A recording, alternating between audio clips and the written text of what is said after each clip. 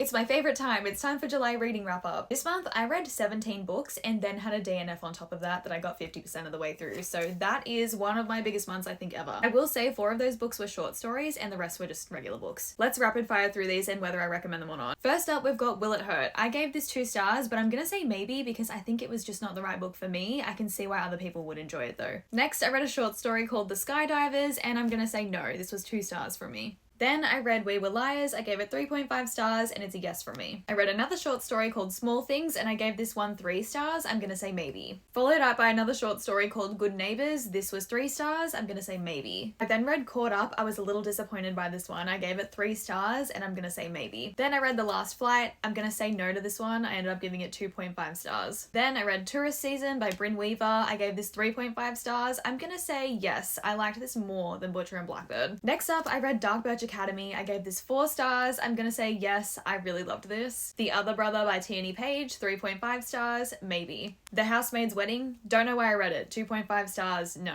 The Trad Wife's Secret, I'm gonna actually say maybe, leaning towards yes, this was 3.5 stars for me. Bloom by GM White, yes, 100% you need to read this book. I then read the entire Summer I Turned Pretty series and I'm gonna give the whole series a yes. My favorite book was probably the first, then the last, and the second was my least favorite, but all of them were between 3.5 and 4 stars. Finally, I read Breaking Point by Mads and I loved every second of this book. 5 stars, 100% recommend, it's an absolute yes from me. Unfortunately, I had 1 DNF, which I don't really DNF books. This is probably the 3rd book I've ever DNF'd, and it was On Earth We're Briefly Gorgeous, which shatters me. I wanted to read this book and love it so much. I'm considering this a soft DNF. I do hope to come back to it at some stage. I just, for whatever reason, I don't want to pick it up. I don't know what it is.